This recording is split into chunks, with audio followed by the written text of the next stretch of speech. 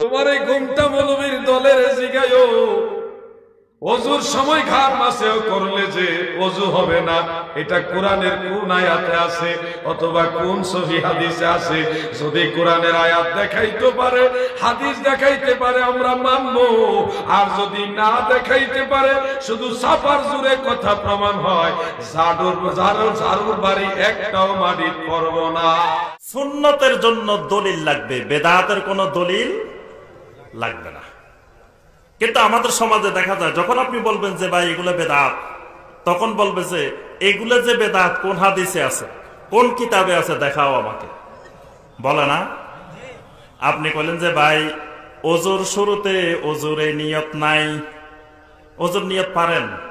বাংলাদেশে ওজুর নিয়ত আছে, নাওয়াইতু আন আতাওয়াজ্জা লিরাফিল হাদাসে ওয়াস্তিবাহাতান লিসসালাতে ওয়া তাকাররুবান ইলাল্লাহি তাআলা, এটা হলো ওযুর নিয়ত। আবার ওযুর দোয়া আছে, বিসমিল্লাহিল আলিয়্যিল আযীম ওয়ালহামদুলিল্লাহি আলা দীনিল ইসলাম, আল ইসলামু হাক্কুন ওয়াল কুফরু বাতিলুন, আল ইসলামু নূরুন ওয়াল কুফরু যুলমাতুন। আপনি বলেন যে ভাই এগুলা নাই, কোন হাদিসে পাইছো, কোন কিতাবে পাইছো? এগুলা নাই, দেখাও। না হয় এইসব মসজিদের মধ্যে ফিতনা তৈরি করিও না।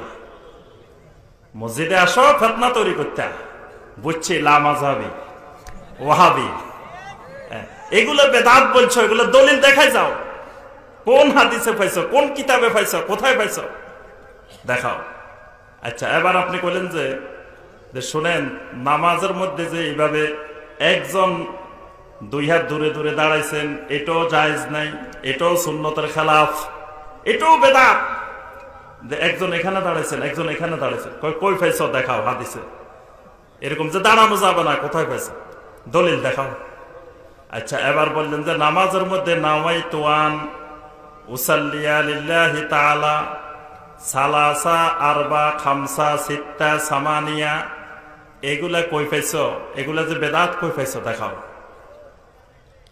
এইভাবে আপনি যখন যত বেদাতের কথা বলবেন সমাজে, যারা বেদাতের চাষাবাদ করে, যারা বেদাতের পৃষ্ঠপোষক, যারা বেদাতের প্রজনন করে, তারা বলবে যে এই মিয়া বেদাত যে কই পাইছো, দলিল দেখাও। এটা বাংলাদেশের নিত্য নৈমিত্তিক ব্যাপার। সব জায়গায় সারা বাংলাদেশে দলিল খোঁজে, বেদাতের দলিল খোঁজে। তো বেদাত যে এটা দলিল কই? বেদাতের দলিল হইল একটা। আব্দুল্লাহ বিন আব্বাস রাদিয়াল্লাহু তাআলা আনহুমা যখন কেউ বেদাতের দলিল চাইতো, সূরা আল আহজাবের 21 নম্বর আয়াতটা তেলাওয়াত করে শোনাই দিতেন, লাকাদ কানা লাকুম ফি রাসূলিল্লাহি উসওয়াতুন হাসানাহ লিমান কানা ইয়ারজুল্লাহা ওয়াল ইয়াউমাল আখিরা ওয়া যাকারাল্লাহা কাসীরা। লাকাদ কানা লাকুম ফি রাসূলিল্লাহি উসওয়াতুন হাসানাহ, আল্লাহর রাসূলের মধ্যেই তোমাদের জন্য আছে উসওয়ায়ে হাসানাহ। অর্থাৎ আল্লাহ রাসূল সাল্লাল্লাহু আলাইহি ওয়াসাল্লাম করেছেন বা নির্দেশ দিয়েছেন বা অনুমোদন দিয়েছেন বা সাহাবায়ে কেরাম করেছেন, নবী সাল্লাল্লাহু আলাইহি ওয়াসাল্লাম দেখেছেন, এইরকম কোন দলিল প্রমাণ পাওয়া গেলে সেটা সুন্নাত, দলিল প্রমাণ নাই এটা বেদাত। অর্থাৎ বেদাতের কোনো দলিল নাই, সুন্নতের দলিল থাকবে, বেদাতের কোনো দলিল থাকবে না। দলিল নাই বলেই তো এটা বেদাত, দলিল থাকলে তো এটা বেদাতে থাকতো না, এটা সুন্নতে হয়ে যায়। কি ওজুর সময় ঘাড় মাসে করাটা বিশুদ্ধ কোনো হাদিস দ্বারা প্রমাণিত নয়। এক্ষেত্রে অনেকগুলো বর্ণনা আছে, এই বর্ণনাগুলোর বেশিরভাগই আপনার অগ্রহণযোগ্য, অনেকগুলো জাল, অনেকগুলো দাইফ।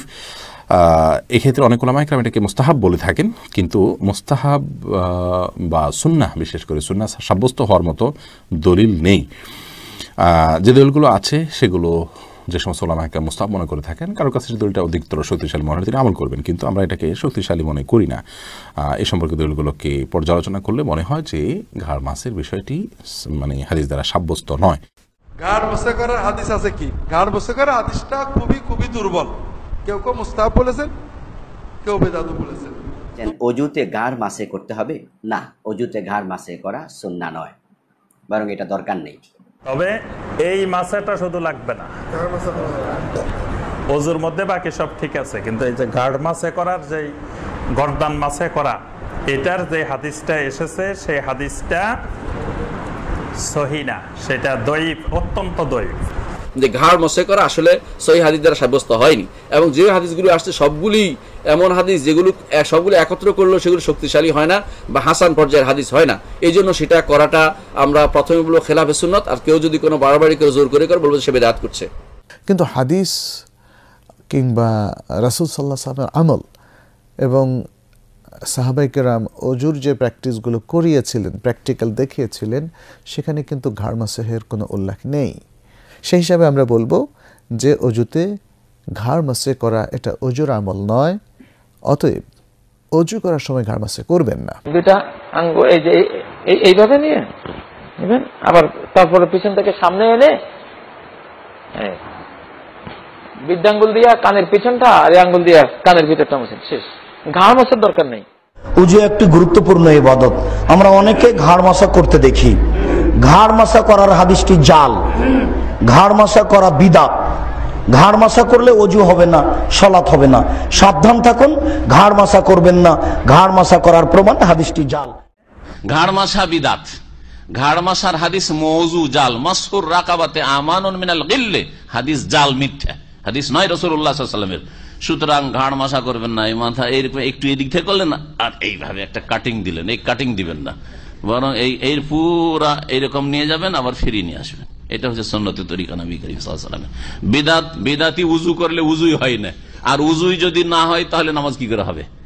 সুতরাং এটি চারটে কথা নাই যে করলাম তো কি হইলো, এমন কি বা দোষ করলাম, এগুলি ভুল কথা। কারণ আপনার উজুটা ইবাদত, আর এই ইবাদতে যদি একটা বেদাত ঢুকে তাহলে সেই ইবাদতটা কি হয়ে যায়? রদ। মানে আমেল আমেলান লাইসা আলাইহি আমরুনা ফাহুয়া রাদ। সহিহ মুসলিম হাদিস, কেউ যদি এমন একটা আমল করলো, উজুর আমল করলো, কিন্তু নবীর উজু করলো না, তাহলে সেটা রদ, রিজেক্টেড। উজু যখন রিজেক্টেড, তাহলে আপনি বিনা উজুতে আছেন, বিনা উজুতে যখন আছেন নামাজ পড়ছেন, নামাজ হবে? তাহলে এটা যেমন তেমন বিষয় হলো, ঘাড় মাসার বিষয়টা যেমন তেমন বিষয় নয়। ইমাম নববী রাহিমাহুল্লাহ তিনি বলছেন ওযুতে ঘাড় মাসা করা বেদাত। এর মর্মে কিছু জাল এবং যঈফ হাদিস আছে। যেহেতু বেদাত, যদি সুন্নাতের মধ্যে বেদাত মিশ্রিত হয় তাহলে সেইটা আর কবুল যোগ্য থাকে না। ومن أحسن قولا ممن دعا إلى الله وعمل صالحا وقال إني